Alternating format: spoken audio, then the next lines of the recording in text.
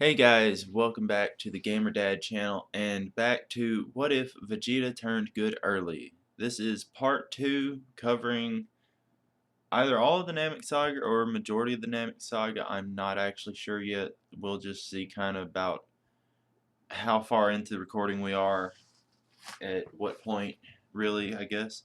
Um if you want to see kind of a recap of the last episode, I'll leave a link down below to the last episode. Um but yeah, let's just hop right into it, guys. Um, the group has boarded the ship. Gohan, Goku, and Nappa, as well as Bulma, to pilot the ship onto the gravity ship. They've headed to Namek. Vegeta has had his confrontation with Qui. We didn't go into detail about that or anything, though. That's just per canon. He had a confrontation with Qui, headed to Namek, in his attempt to intercept Frieza to try to get Dragon Balls, not really having any real plan, but he's defiant to try to stand against Frieza. Kui follows him to Namek because he really doesn't have anything better to do. Goku, Gohan, Nappa all do gravity training on the way there for roughly the same amount of time Goku did in canon. Gohan would have taken some time to acclimate to the increase in gravity, but Nappa is used to the 10 times gravity because it's actively stated that Saiyans grow up in 10 times Earth's gravity.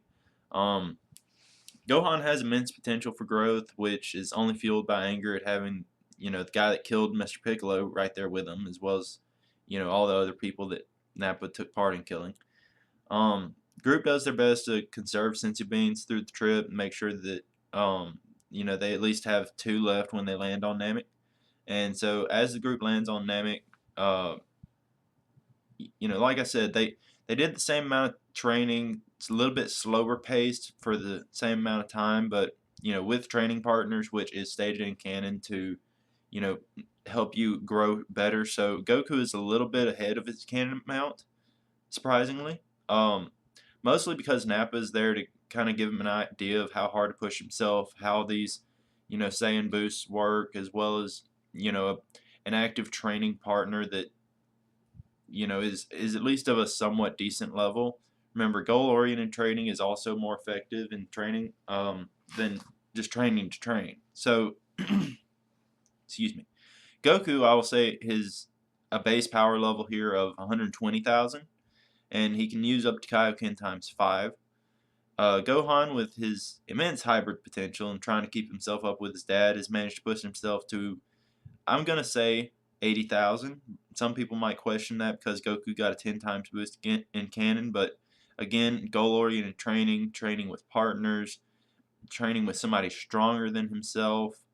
I mean, there's so many reasons why Gohan, should get so much more than just a standard 10 times boost. Um, can't can't really tell you how many times I see people do what ifs and say two characters both get the same boost, but it. In all honesty, if Gohan started at a drastically lower power level and he's training with somebody so much stronger, I mean, he's going to grow so much more. I mean, that's just the way I kind of get the idea. I think when two people train each other, they get closer in power and stronger together. It's because like I've seen people do these types of videos and they'll say that Goku started with 9,000 power level, Gohan started with 2,000. They both got a 10 times, so Goku's at 90 and Gohan's at 20. But I mean, if Gohan's actively training with Goku, he's going to be growing closer to the stronger power level there. Whereas the stronger power level, having somebody to spar with, bounce off of, even if it is weaker than them, is going to grow stronger than initially. So that's why I say, so such growth here, I guess. Um, so Gohan's power grew to try to keep up with his dad's, and hybrid potential really shouldn't be too far out there. Nappa sees the least amount of gains here because his pride. He insists that he shouldn't have to train to keep up, and the fact that he never trains, so he doesn't really want to. And so Nappa here is really going to be closest to the original boost that Goku gets in canon. I'm going to say Nappa moves up to about 50,000. Um, some people might say that that's even too much, but I mean, you got to think his Zenkai here put him at 6,000. So we're going under a little bit less than 10 times boost. Like I say, he's not pushing himself really hardly at all. He doesn't want to train, but he's still got these other stronger training partners to bounce himself off of and get that saying boost, I guess you'd say. So, Happy Nappa, he's stronger. All right. Now, all that's out of the way. Group lands on Namek. Soon confronted by two unnamed Frieza Force soldiers who are not even, a sweat whatsoever. They're just dispatched like nothing by Nappa. Points his fingers up, and they're both just incinerated by the. I forget what it's called whenever he just points his fingers up and the ground erupts. I'm sorry, I've forgotten some lore. But Goku and Gohan are extraordinarily angry about the fact that Nappa just killed them, especially after they just spared him not too long ago. He argues that he didn't do anything bad by killing bad guys. As long as he doesn't attack good guys, he's doing good, right? I mean, just standard Nappa way of thinking, I guess. Goku and Gohan trying to figure out a way to really answer this when they sense three high power levels coming towards one coming towards them, two entering the atmosphere. Frieza's forces could sense that Nappa had attacked those two, and even though he didn't use his full strength, he still used enough for Frieza to be somewhat concerned. So he has Doria heading over there to check out what's going on. I am going to say that without Doria being around, Dende is either spared or slips away unnoticed or something coming up. I'm not really sure how to shoehorn that in here yet. The other two power levels, of course, are Vegeta followed by Qui. Vegeta and Qui land have similar confrontation in canon, except Vegeta in this story, like I said, he's not so much on betrayal and blowing people up. He's more on cooperation with others. And so when Qui begs for his life, Vegeta actually hears him out and never powers up and alerts Frieza to him being there or anything. So instead, he destroys both their scouters, and the two of them work and set up kind of a little enemy of my enemy alliance. Qui gets angry, kind of questions Vegeta about how they're supposed to do anything without the scouters, and that's when Vegeta reveals he's kind of learning. I'm not going to say he has learned already, but he is learning how to sense ki, and he can tell where a village of Namekians is over on the horizon. So Qui is severely skeptical, but kind of plays along, follows him until they see a village to land, confront the villagers. They're all terrified, beg not to be hurt or anything. Vegeta says so long as they hand over the Dragon Ball, nobody will be hurt. As he says that, Qui blasts a nearby house of rubble to kind of get the point across that they mean business. Everybody starts cowering in fear. But I am going to say here the Elder just goes out, sees that, everybody's distressed, gives Vegeta the Dragon Ball, who's, really happy with himself. He's all pleased. So he's so much more powerful. Not going to say so much more powerful, but Vegeta is around his cannon power at this point. I'm going to say like, what, 24, 25,000, whatever it was. He's got Qui is a little lackey. He's got people giving him what he wants with next to no effort. He's got, his Dragon Ball. So as a reward, Vegeta gives Mekins a little thank you, starts to fly off. Qui laughs, hovers up in the air, and blasts an energy blast through the Elder, kind of just laughing, flies off after Vegeta. Vegeta, however, tells him that was not really necessary. They already got what they want. Qui asks Vegeta if he's going soft. Vegeta replies that he doesn't care if these people die, but when a prince gives his word on something, it's supposed to hold meaning. Vegeta threatens that if Qui makes him a liar again, that their alliance will come to an end and it will be every man for himself. Qui gulps but accepts Vegeta's terms, knowing he really doesn't want to really doesn't have a choice on the matter. I'm sorry, I always have choice. Oh my goodness, trouble speaking English. It is my first language, and I'm still having trouble with it. Thank you. Back with the Earth team, however, they sense Vegeta, Qui land off and go on their own. They sense all of this go on, but they're more preoccupied with the fact that Dodoria is approaching now. Goku and Gohan are worried while Nappa's still kind of getting a grasp on Ki and how to sense Ki. He just senses a power level heading their way. He last says that it's still another small fry coming to check them out. Goku and Gohan remind him that their power can be picked up on and that they should conceal their power level. Little do they know that Mori has already destroyed the scouters over at the village. That whole thing is going on over there too. So yeah, we're trying to keep focus on three different things going on at once. You've got the village over here where Mori's destroying scouters. Dodoria's not there, and so Dende's going to be okay. You've got Vegeta and Kui over here, just killed an elder, and now you've got the Earth group over here with Nappa, where Dodoria is currently flying in, and none of these groups know anything about what's going on with any of the other groups. So as Dodoria was sent off to search for them, he's now the only one with a scouter on Namek because he left before Mori actually managed to destroy the scouters. Frieza's a little worried because of the high power level that killed some of the grunts, but without word of Vegeta's meddling or anything, he hasn't called the Ginyu Force, doesn't have a reason to think he needs to yet.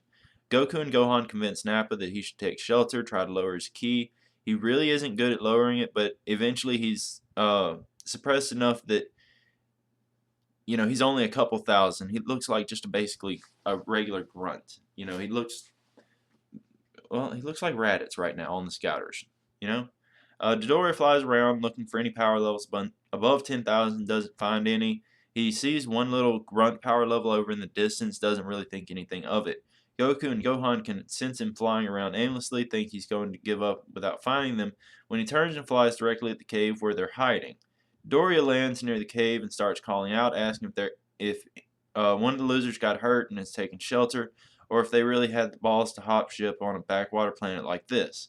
He looks around for a bit longer before speaking up again, telling them that he's spotted at least some power on his scouter hiding around here, and they can't hide much longer when he decides to, when Frieza decides to just destroy the planet. There's no hiding from it. I'm sorry if I had so much trouble getting that point across. Goku and Gohan look at each other from where they're hiding. Goku tells Gohan to stay hidden. He's going to go out and handle it. Nappa puts a hand out and tells Goku that he wasn't the one tormented by Frieza and men.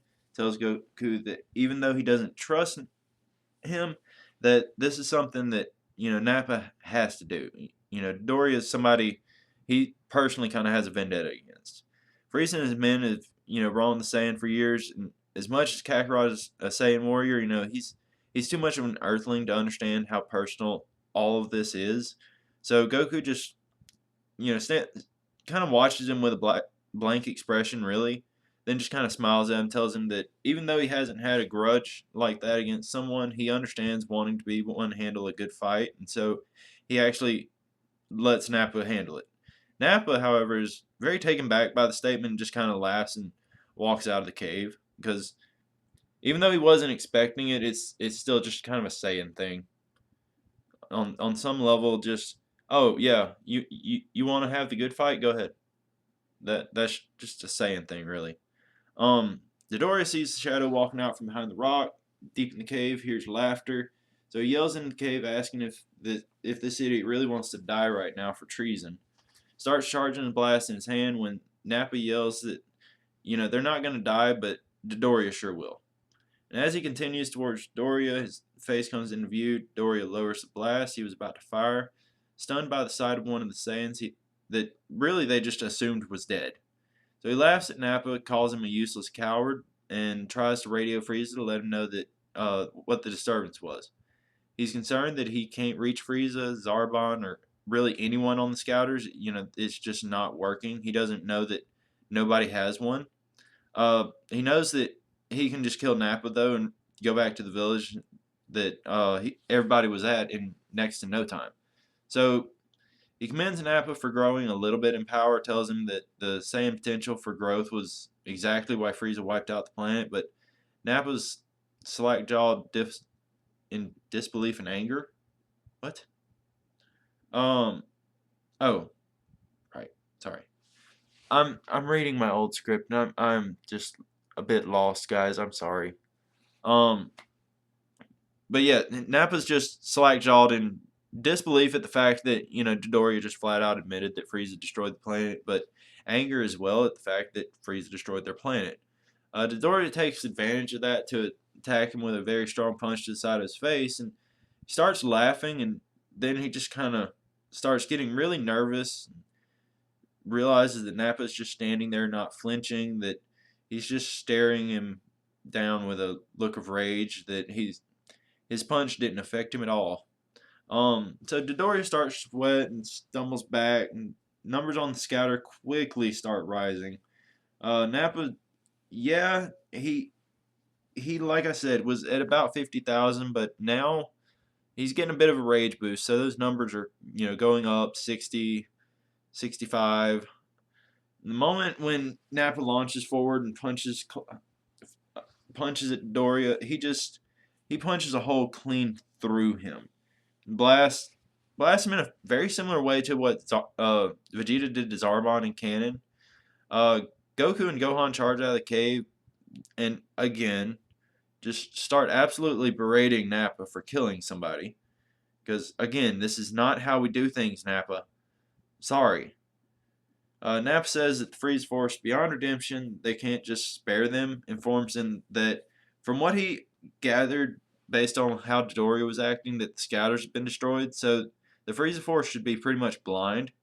And Goku understands where Nappa was coming from about these people, kind of being, ruthless, trying to kill them anyway. But Gohan's still a child, doesn't understand any of that, and so he doesn't think any kind of excessive force should ever be necessary. Goku does his best to comfort Gohan, tell him that he should just stay with Bulma, keep her safe, and that he'll keep an eye on Nappa, and they're gonna go and try to check things out since the enemy can't seem to detect anyone. Frieza is getting worried now since he doesn't have any scouters, hasn't seen Dodoria back for a while, and he tells Zarbon now to go out and search around while he goes back to the ship with what Dragon Balls they have. I'm going to say Frieza currently has 5, Vegeta and Kui have the 1, while 1 is still over at Elder Gurus. And so Goku and Nappa see that Frieza has most of them. Goku can feel that Vegeta has 1 of them. He can sense Ki over near where the Dragon Ball is on the radar. And considering the powers that they have, he doesn't think that. Well, I mean, he knows that they can take Vegeta down, and they could stop him and get the other guy as well, stop him from getting the one to Frieza. But then he really thinks about it to himself and decides that really he's just going to take the path of least resistance for now. So Goku and Nappa are going to head over to Guru's. Actually, I'm gonna say right now, yeah, Goku and Nappa heading over to Guru's, Vegeta and Kui having a Dragon Ball, Zarbon being sent out just to patrol the planet a bit, and Frieza headed back to his ship. That sounds like a pretty good place to stop for this episode. Thank you guys so much for watching, and check out the next episode because I mean I've written pretty much half this entire series, guys. So I've got a couple more episodes already written. But thank you guys so much for watching, and I'll see you in the next video. Bye bye.